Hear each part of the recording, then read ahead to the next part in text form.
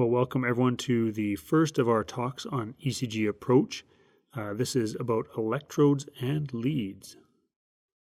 So as mentioned, this is the first in our series, if you discount the introduction. And in some ways, this is a bit of a rabbit hole. I hadn't originally planned to talk about electrocardiography. And as you might notice, we now actually have 3 lectures on electrocardiography. And the truth is that if you really want to get a handle on things like bundle branch blocks and understand sort of why the QRS does what it does in a variety of situations, you really need to understand a bunch of the basics of electrocardiography. Now, having said that, people get through things just fine without totally understanding these concepts. So if you want to take the red pill, come down the rabbit hole with me, then please join me for this and the next 2 of our lectures on electrocardiography. They're relatively short, but introduce some really good concepts. Having said that, if you're pressed for time, maybe pressed for a little bit of mental horsepower, then feel free to move on and actually start on the approaches to the ECG, which begins on lecture number 5 with rate, and we'll catch you then. Okay, so you're still with me, so you've taken the red pill and decided to join me down the rabbit hole. Well, here's what we're going to accomplish in this lecture. So what we want to do is to be able to draw basically the ECG limb leads, so you understand what those are on the ECG, to understand what the augmented limb leads are, to be able to draw and understand what the precordial leads are on the ECG, and then really describe how, when we look at the electrical current that flows through a heart, how does that basically get traced on an ECG tracing? So those are the really 4 things we're going to accomplish here today. So a real understanding of what the ECG leads and electrodes are, and what the ECG tracings do. So most staff here at STARS or people in our academy system are going to be familiar with electrodes. So electrodes are the things that we put on our patients, and this can be in the form of our cardiac monitors or the form of our ECG electrodes when we do an ECG. And I'm going to start with sort of the common ones that we see, and this is a 3 electrode system that we would use for cardiac monitoring, although lots of places use a 5 electrode system. But here we're going to start by just putting 3 electrodes on. And I think we're all familiar with these. We put one on the right arm, one on the left arm, and one on the left leg. And so these are electrodes. They're single stickers that we put on a patient. So now that we know what electrodes are, what is a lead? Well, a lead is simply what happens when we connect the difference in current that is moving between 2 electrodes. So lead 1 on our ECG is actually the difference in current that's moving between the right arm and the left arm. And by definition, we call the right arm negative and the left arm positive, and you'll see a bit of how that helps in a second here. But really, all that a lead does is it allows us to look at the electrical flow of current between 2 electrodes. So how does this work? Well, if we look at lead 1 on our ECG, this is what we saw on the previous slide, it basically goes from the negative on the right arm to the positive on the left arm. So if we have an electrical current, such as in the heart, that goes from the right arm towards the left arm, i.e. goes from the negative towards the positive, our ECG tracing goes up.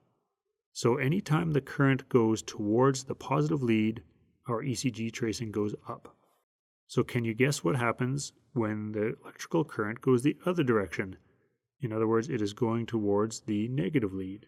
You bet, the ECG tracing goes down. So hold on to this concept because it's going to be important, particularly in our next lecture, as we understand what happens with QRSs, what happens with axis, what happens with bundle branch blocks. But you just need to remember that if the electrical current is moving towards a positive lead, the QRS, or the ECG tracing, I should say, is going to go up. And if the electrical current is moving away from that positive lead, the ECG tracing goes down. So remember that by definition, we simply call a lead the current moving, or the difference between 2 electrodes. So lead 1 on our ECG goes between the right arm and the left arm, and really just looks and says, hey, what kind of electrical activity of the heart is happening in that direction. But guess what? The electrophysiologists of yore really wanted to have other views of the heart. And they said, look, electrical current in the heart doesn't move in just one direction, so we would like to get multiple views to try and figure out what's happening in the heart. So they stuck an extra lead, basically, on the left leg. So in the next case, they simply connected the right arm and the left leg as the electrodes and defined that as lead 2. So in this case, we now view the current that's flowing through the heart in the perspective of the direction that lead 2 goes. And guess what? You can do the same between the left arm and the left leg.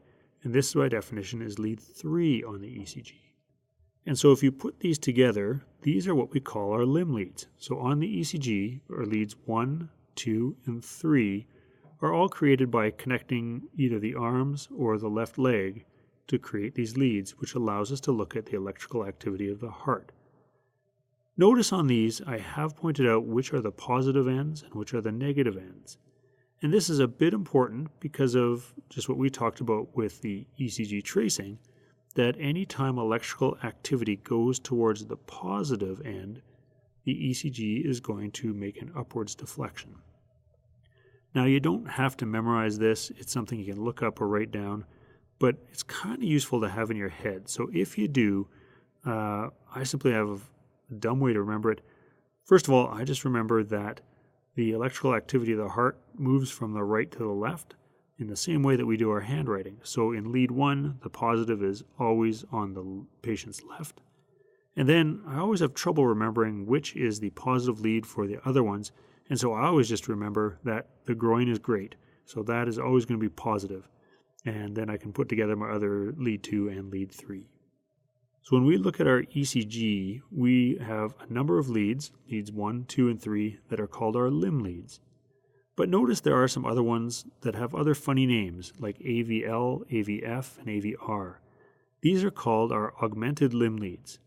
And to make a nerdy story a little less nerdy, these electrophysiologists said, hey, with these 3 points, we can do some math with our slide rules and a lot of time, and we can define a negative electrode that sits pretty much in the center of the chest. Now, that's not quite right, but good enough for how I envision it.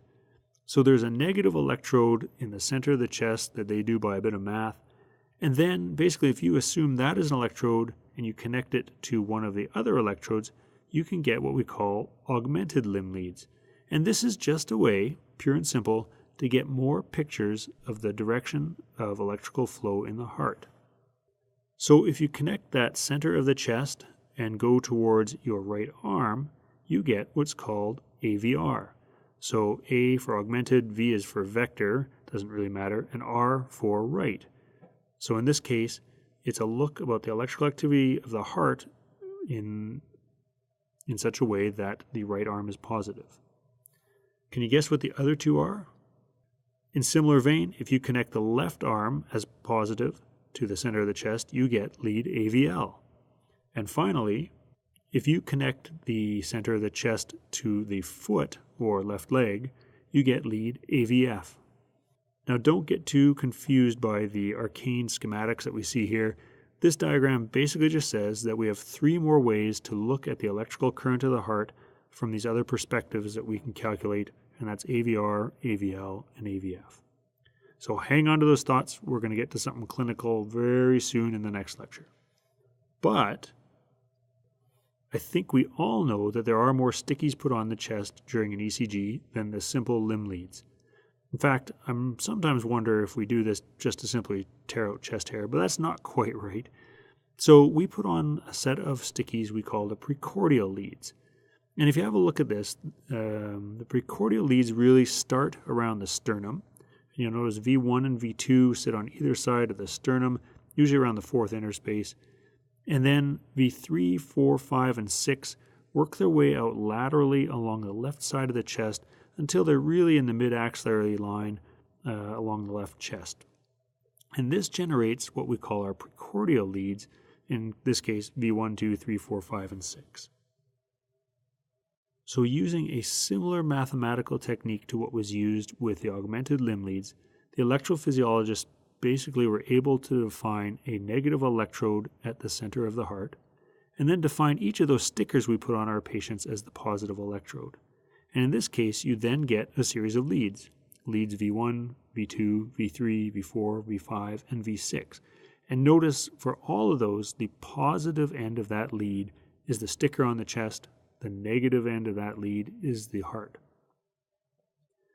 So notice what is different about these leads is the picture they generate is in the horizontal plane.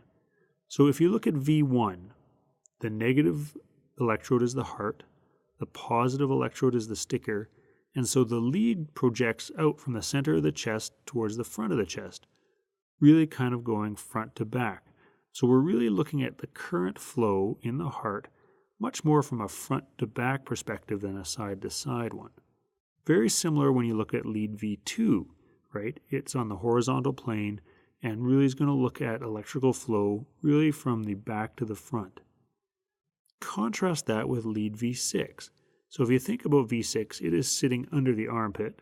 And so if you think about the negative pole being in the heart and the positive electrode being on that sticker almost in the armpit and under the armpit, we're again seeing a very coronal picture this time of the heart, really looking at the lateral ventricle.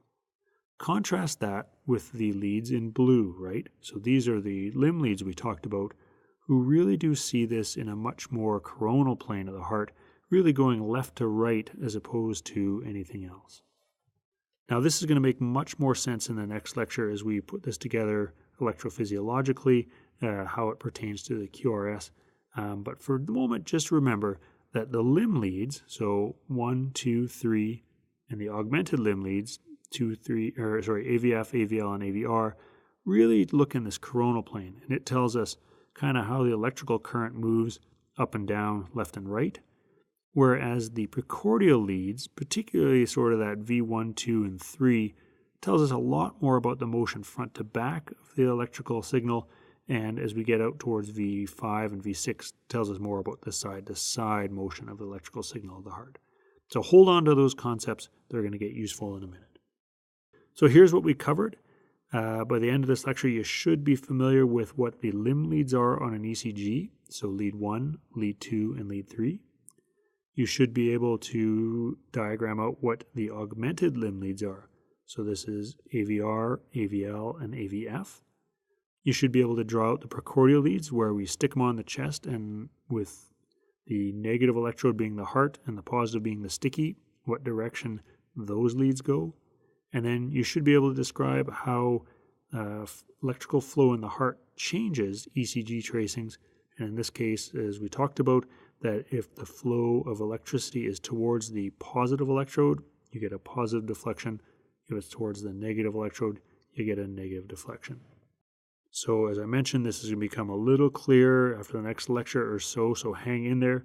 If at this point you're thinking, I should not have taken the red pill and I'm way too far down the electrophysiological rabbit hole, that's not a problem, and feel free to go ahead to the ECG approach lecture on rate, and that'll get us much more back onto clinical. If you're feeling daring and you want to hang in there and really understand this from first concepts, we'll see you in the next lecture.